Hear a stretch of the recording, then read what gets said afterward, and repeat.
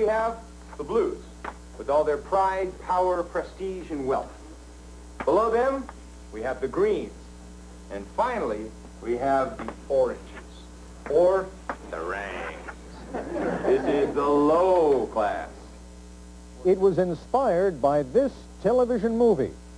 5 days ago, students sat down in high school teacher Michael Cooley's world culture class in Springfield, Virginia, for a lesson they are unlikely to forget. Within minutes, some of them would become second-class citizens.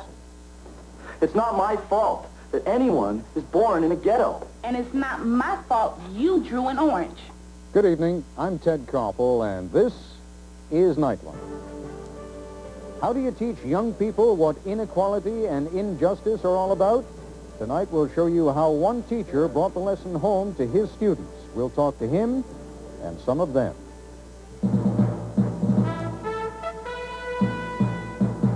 This is ABC News Nightline.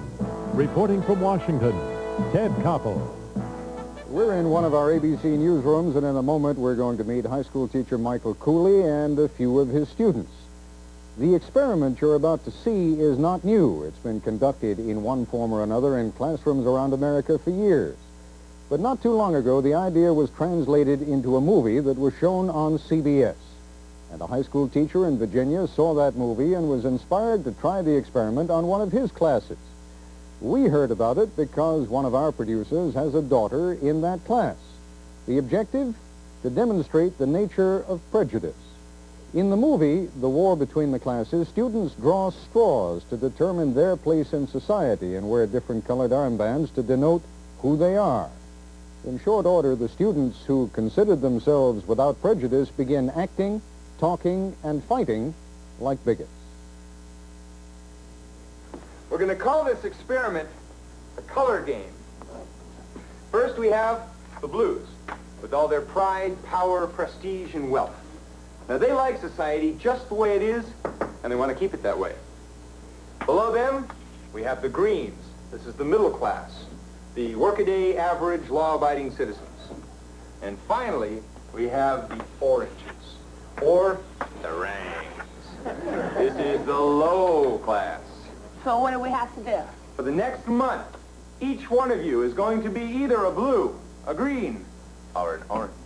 I pick blue. Now, our new society adheres to some very strict social customs and rules. You will be required to behave like a member of your social class, and you will be treated accordingly at all times. Now, armbands are to be worn at all times. Failure to do so will be penalized with demerits. Pick it up, Orange. My man, she wants me to empty your tray. I haven't even finished eating yet. My man, you failed to obey. That's not permitted. It's 10 demerits. Adam Tarcher, orange. This orange is accused of secretly initiating a meeting with the blue. Class interaction is not permitted. Later, he was found using a water fountain clearly marked blues only. I was thirsty. Silence green. 3 demerits for unlawful use of a water fountain. I hope someone cleaned it. You're both suspended for 1 game. You're crazy. No, I'm not crazy. I'm just good and mad. Orange is beautiful! You trashed my car, man, and you gonna pay. You got proof, Tom? Come on. Come on, let's see it. Hey, now does it? I expected complaints. Oh, and did you expect violence and vandalism? When you change people's value systems, John, things are bound to happen. Look, take a look. 2 whites, a black, and an Hispanic. They have one thing in common, John. Orange armbands. What do you think you're doing? We're protesting the rules discriminating against greens and oranges. Oh, yeah?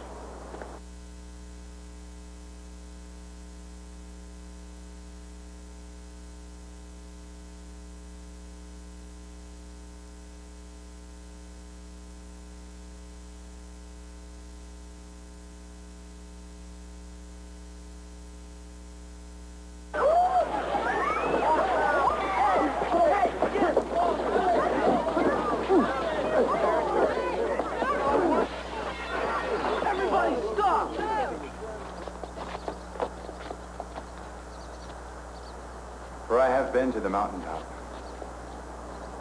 and I have seen the promised land. Now is the time to make real the promise of democracy. Now is the time. So that's the idea. Just last week, Virginia high school teacher Michael Cooley tried it out in his classroom. When we come back, we'll meet him and some of his students. This is ABC News Nightline, brought to you by Dow.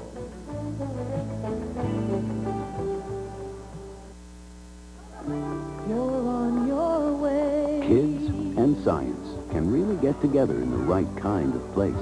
So Dow has developed and funded the Touch Tech Laboratory here at Impression 5 in Lansing, Michigan. In this particular experiment, we're going to make a solid out of two liquids. It's a hands-on museum that puts the wonders of science at a child's fingertips. Here you go, PJ. And who knows what that could lead to. Dow lets you do great things. If you're looking for a simple way to apply for the American Express card, simply pick up one of these, because now you can apply over the phone. Just call 1-800-THE-CARD. Here's the smorgasburger. Crispy chopped cheese and chicken. Mixed with grind of beef and liver. Then we mix it all together. Now you got the smorgasburger. Smorgasburger from Kettle Ration. It's like a smorgasbord in a bowl. At Yakima Mazda, we're proud of our new cars and trucks and our creative and intelligent finance programs.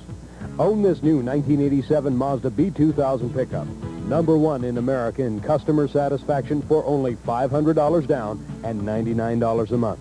No tricks. Drive it home today for only $500 down and $99 a month. At Yakima Mazda, we mean business. Yakima Mazda, 1710 South 1st Street, Yakima. Next, lend a car, go to court. I wanted them to take it, but come home right after the dance. Did you tell him that? Yes, I did. But the driver's mother is outraged. She loaned my son the car after I told her, no way. It's just like giving him a loaded gun going out there. I mean, no way would you let a 15-year-old, child take in a car without a license. Don't miss People's Court Tuesday at 5. For quadriplegics, the smallest task can be impossible. Now monkeys are doing for them what guide dogs have done for the blind. Tomorrow on World News Tonight. Joining us now here in our Washington Bureau is Michael Cooley, a teacher of U.S. history and world culture at Robert E. Lee High School in Springfield, Virginia, and 6 of his freshman students, Patricia Babb, Keith Eck, Andre Robinson, Tina Fox, Scott Cook, and Deirdre Klein. Mr. Cooley, the experiment you tried was considerably simpler than the one that we just saw in that movie, and I guess to everyone's benefit, a lot shorter, too. Just tell us quickly what you did and how you conducted the experiment. Well, the experiment was very similar to the one that you saw on the monitor. Basically what I did was put strips of red paper and strips of blue paper in a box, and I handed those out to the class. Did not tell the class in advance what the activity was or what we were trying to get at in the activity. Each student then drew, totally at random, a colored badge, so to speak, and they pinned it on their lapel or on their shirt. And then at the end of that time, I told them all of those that are red will sit in the back of the room, all of those that are wearing the blue will sit in the front. My major purpose behind this was that I wanted to teach the class discrimination and what it feels like to be discriminated against. All right, Patricia, some of the things you were what? You were a blue or a red? Yes, I was a red. You were a red, so you were one of the... Discriminated, yes. Discriminated against. When did you figure out that this wasn't just some kind of a joke, this wasn't some kind of a gag? It really did show me how severe prejudice is out there. I didn't know. Well, you didn't know that right away. I mean, 5 minutes into the class, you didn't know. What first taught you? I think because we got put in the back of the room, and the blues got a lot of the advantages. We got to walk down the hall and go to another room, and we had to sit outside while all the blues got the candy and all the gum and stuff, and we didn't get anything. We were just kind of left out of it all. And one of the students asked to go to the water fountain, and when they went out there, it said no reds allowed, so they couldn't get anything to drink. Now, Keith, you started off as one of the privileged class, right? As one of the blues. Yeah. And then you got demoted. Yeah. How did that happen? Well, we were told at the beginning if we talked to any blues, or rather reds, if we talked to any reds or had anything to do with them, that we would lose all our privileges as a privileged person and become discriminated against. And I did, and one of the reds talked to me, and I went over and talked to him, and then from then on I was considered the lower class and was discriminated against with the rest of them. Andre, what did you think was going on? I mean, when, you know, the first 5-10 minutes of the class, I mean, to be a young black man in America, you don't need a whole lot of experience of what prejudice is about, but here you were briefly on the other side. You were one of the blues, right? One of the privileged class. Yeah, I was one of the blues. It didn't, I don't know, it didn't feel too well, because I was thinking, some of these reds are my friends, and would I really be friends with them if this was real? And one of my friends, I remember, his name is Chad, he went to get a drink of water, and he looked over the water fountain, just like Trish said, and it said, blues only. And I was thinking, you know, if they were subjected to this just for one day and they felt like this, how they would feel if they had to live with this. Did any of this ring true to you? I mean, we've been talking about this experiment, as I'm sure all of you have. We've been talking here in the office about it. And some folks here were saying, yeah, but it's all kind of limited. I mean, first of all, it didn't last very long, right? What did it last, about a day, day and a half? It lasted for the period. Just for the period. But then some of you, Tina, some of you had homework, some of you didn't, right? Yeah, we had the underprivileged class, which was me. We had homework, 2 homework assignments, and the other class, the other group, they didn't have to do it. They just got automatic A's, while we had to work, and whatever we did, that's the grade that we got. Did you think of this, Deirdre, as a game, or did, even after 10 minutes or 20 minutes or half an hour, did you feel any real resentment? Well, first it started out, you know, it was kind of funny, you know. He asked if you really wanted to do the homework, and we all said no, until he took it back, and that was kind of funny. We started talking, and then it started, like, they couldn't go to the water fountain or anything, and they were really being discriminated against, and it felt awful. You didn't want to be part of this game anymore. It wasn't fun. You didn't like to do it. You just wanted it to stop. All right, I'll tell you what, guys, we're going to take a break, and when we come back, and Scott, I haven't talked to you yet at all, what I want to raise with you can think about it for a moment, is what, if anything, you learned from all of this. We'll continue our discussion in just a moment.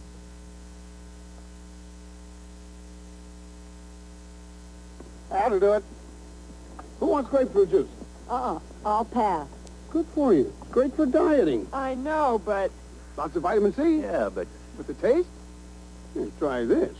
Ocean Spray Pink Grapefruit Juice Cocktail. It's tangy, smoother, sweeter. This is grapefruit juice? Uh-huh. It's not bitter. It's Ocean Spray Pink Grapefruit Juice Cocktail. And it's not just good for you, it's good. Ocean Spray good.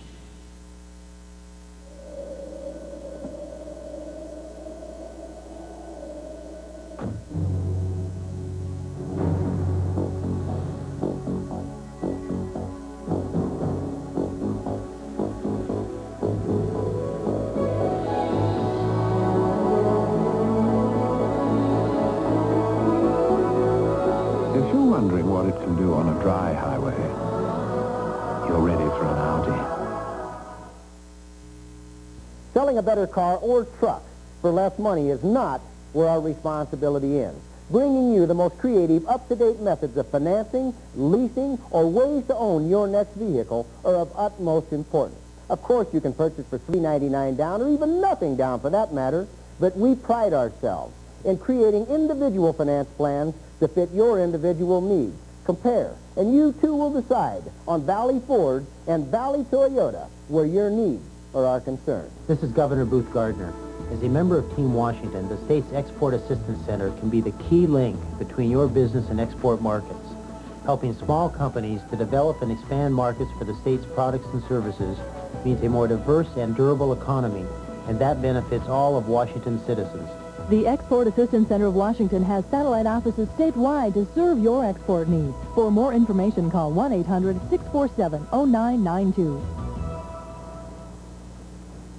Our job, if you will, is to communicate, to become part of this community, be the become part of this community, be the eyes and ears of what's going on in the community, and share that with the other members of the community. Take little slices of each of those events and then communicate that to the viewers so that they know as though they were there. And that's really their job, to partake of the life and flavor of the valley all around them and serve it up at 5:30 and 11 so the viewer at home can say, hey, it's as though I were there. Wake up one step ahead in the business world with first news from financial capitals in New York, London, and across Europe. Tomorrow on ABC's World News This Morning before Good Morning America. I'm Joan London. And I'm Charles Gibson. Tomorrow, Juan Ponce in Relay. He helped overthrow Marcos. Is Mrs. Aquino next? Plus Vanessa Williams tomorrow on Good Morning America. Continuing our conversation now with teacher Michael Cooley and 6 of his students. Scott, you're the only one I haven't asked yet. I don't want to ask you so much about what you thought at the time as I do what you think now. I mean, the whole purpose of this was to teach you something. What did it teach you? Well, when we started out, like the day before, everybody's equal, and then, you know, you come to class and he says, well, the Reds go to the back of the room, Blues go to the front, and you look at each other and you say, he's no different than me, so why should I get more privileges than he should? So, you know, like when you go out to the water fountain and you can drink and he can't, you feel really sorry for why this guy is getting this, you know, extra privilege. Well, let me stop you just a second. I mean, you were one of the privileged kids, right? You were one of the Blues. Why do you think you learned that in a 45-minute experiment when it's been all around you all your life? Well, I haven't really been exposed to it. You know, I have some, but nothing like this was really, you know, they all have to go to the back and you have to go to the front. You know, and you don't have to go. You can do whatever you want.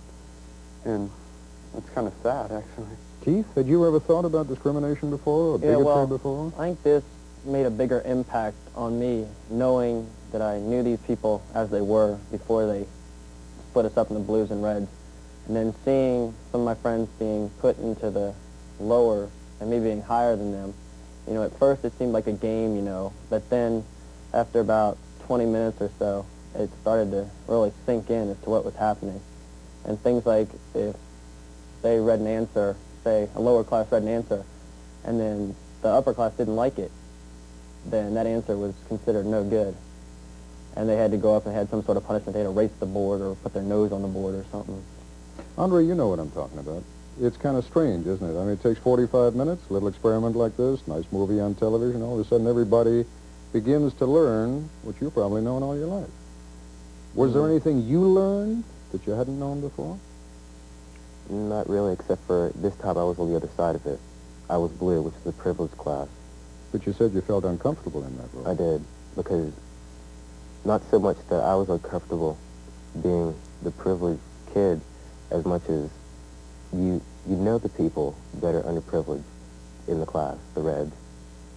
And you were, I don't know, it made me think about how it would have been if I hadn't known these people. And I just come up and I've been told all this time by my parents, by my teachers, and by elders that these people are lower class. Don't talk to them. They don't drink out of the water fountains, and they don't eat at the restaurants and things like that. Tina, what do you think? Why is it that, and obviously you've all learned, it seems, extraordinary lessons from a very short brush with prejudice, but why do you think, well, let me ask you, what did you learn, and why do you think you learned it? Well, before, I really didn't see how other people were treated unfairly and everything, and then when I got in class, and since I was the underprivileged, I felt really like I couldn't do anything, everything that I wanted to do, I had to ask for permission. What did you feel? Frustration, anger, indignation, what? Well, anger and kind of embarrassed because everybody was treating me like I was nothing, and everybody else was like they were on top of the world. But hey, you knew this thing wasn't going to last forever, right? I mean, can't you just brush it off? It's a joke, it's a game, right? Well, it would have been better if you would have just experienced it, then you would have known, but if you just brushed it off, then you wouldn't have really experienced anything in the class that happened that day. Deirdre, lasting lessons? You think this thing is going to last, or by next week you'll have forgotten all about it? I think it'll last, because it's one thing to read about it, but it's another thing, you know, and hear it from people, but it's another thing to, like, live it, and it's like, so unfair, just because of what somebody picks out of a box, what color their tag is, to be discriminated against. But that's the way it is, isn't Yeah. it? I mean, it's the luck of the draw in a sense. I mean, that's the way our society is, the luck of the draw. You're born rich, you're born poor, you're born tall, you're born short, you're born black, you're born Hispanic, you're born white. Luck of the draw. Right? Yeah. But it's just, it's not fair to be discriminated against. It should be what their personality is like and how they are, not what they look like or, you know, like how they live or how much money they have. Patricia, what's new? What's different? What's going on in your head now on this subject that wasn't there 7 days ago? Well, I didn't really realize how bad it was out there. I mean, as all of them today have said, I've read about it and heard about it from my parents and, you know, just from everybody. People talk about it a lot, how bad it is. But I didn't really realize how bad it was until I experienced it myself, to be discriminated against for something I didn't have any say about. I mean, it was just like drawing something out of the box, and I got discriminated against for it, and it wasn't fair. Mr. Cooley, grade yourself, grade your project. Are you satisfied? Yes, I'm very satisfied because basically the two goals that I wanted to achieve, I was able to achieve. Number one, I wanted them to experience discrimination and prejudice. And number two, I wanted them to understand that the only reason they were discriminated against was because of the color of their badge, and that was totally by luck of the draw. If you had to do it again, would you make it for a day or 2 days or even a week? I mean, if you had that kind of control? Because I wonder how much can be learned in an hour, although clearly quite a lot has been learned. Yeah, I would like to expand it. In fact, I'm planning to do that next year. It was sort of an experiment with me this year, and I'd like to expand it, and I'm going to take into account other teachers in the social studies department as well who want to get in on it too. Mr. Cooley, I admire what you've done, and I thank you so much for coming in. Thank you. Kids, you're terrific. Thank you very much.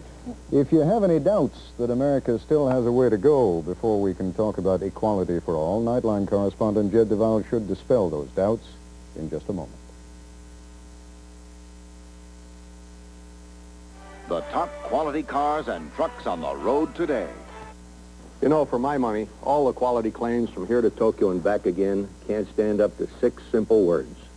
5 years or 50,000 miles. That's the warranty you get when you buy any car or truck built by Chrysler. With some other car makers, after 2 or 3 years, it's so long, auf Wiedersehen or sayonara. Which makes you wonder, how much confidence do those guys really have in the quality they're talking about? At Chrysler, we've backed over 5 million engines, over 5 million powertrains, over 5 million car and truck bodies with 550 protection. If they fail or fall apart, we fall on our faces. But something is holding us up. Quality. So the next time you hear somebody talking quality, take a look at his warranty, then take a look at ours. To me, it's simple. If you're looking for who builds them best, take a look at who backs them best.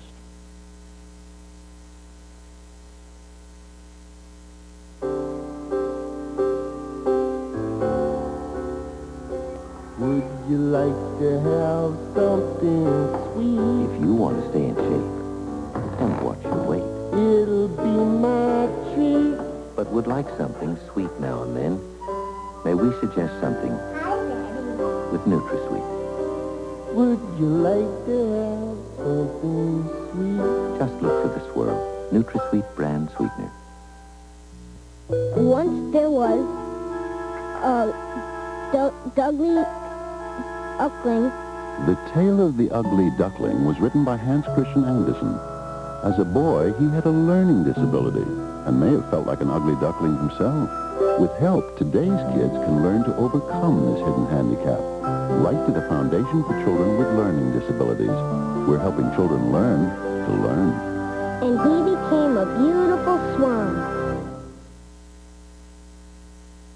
This has marked the second observance of Martin Luther King Day, and it is worth noting again that the teacher and students we just met attend a Virginia school called Robert E. Lee. But it is also worth noting, as Nightline correspondent Jed Duval does now, that for a lot of youngsters, the experiment is far from over. Let's call him David and say that he is black.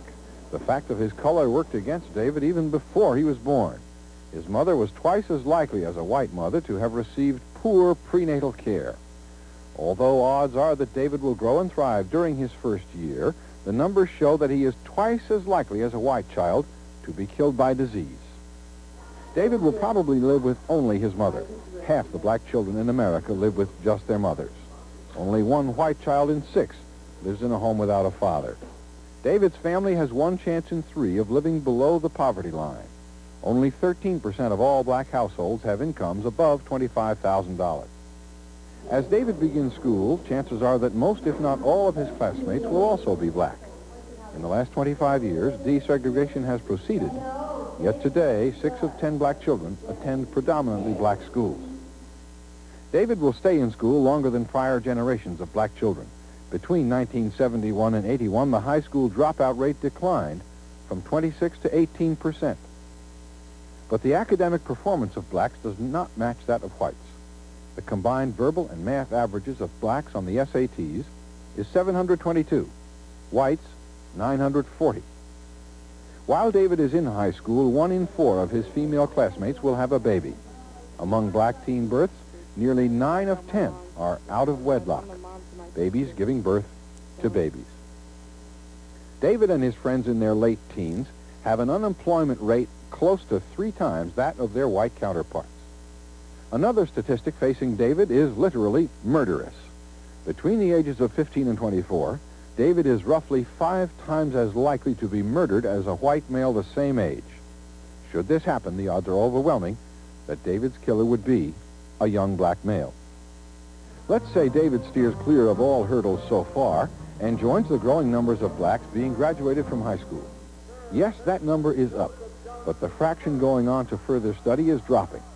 From 1977 to 83, as the amount of student aid dropped, so did blacks going to college, from 50 to 39%. For whites, the figures increased from 51 to 55%. If David is graduated from college, he becomes one of the 10% of blacks over 25 who have a degree. 20% of whites, 25 and older, have been through college. Okay, he has a degree. Now he has to get a job. Over the past 5 years, black unemployment has averaged 17%, white 7.3%. But that's everybody, all ages, both populations. David, with a degree, can see a much brighter picture. This one. Over 2 decades, the 60s and the 70s, the numbers of black physicians and surgeons rose by 168%. The numbers of teachers by 170%. College professors, 299%. Lawyers and judges by 508%. And the numbers of black professionals and managers rose by nearly 1,400% in that time. The other side of that picture, 17% of blacks hold professional and managerial jobs, while 31% of whites are in that category. If David and his family live in the suburbs, they are the 1 black household in 5 that does. 42% of whites are suburbanites. Home ownership, 44% of blacks own. 67% of whites do. At age 45, David has cleared many statistical hurdles, and there are others. Heart disease, pneumonia, diabetes, liver ailments, strokes, and cancer all kill blacks at rates significantly higher than whites. At that age of 45, David's life expectancy is 70, 25 more years to live. A white the same age has, statistically, 5 more years to age 75. Our imaginary David is born today into a world very different from the one Martin Luther King Jr. knew as a child. The world that saw Jesse Owens show what blacks could do, running in the Olympics. A generation later, Jesse Jackson ran, too, to show what blacks have done. In the years in between, the ways whites and blacks see each other have changed. Perhaps more important, there's been a big change in the way blacks see themselves. Jed Duval for Nightline. And that's our report for tonight. I'm Ted Koppel in Washington. For all of us here at ABC News, good night. This has been Nightline. If you wish a printed transcript of this or any Nightline broadcast, please send $3 to Nightline Transcripts, 2 John Street, New York, New York, 10038. Nightline is a presentation of ABC News.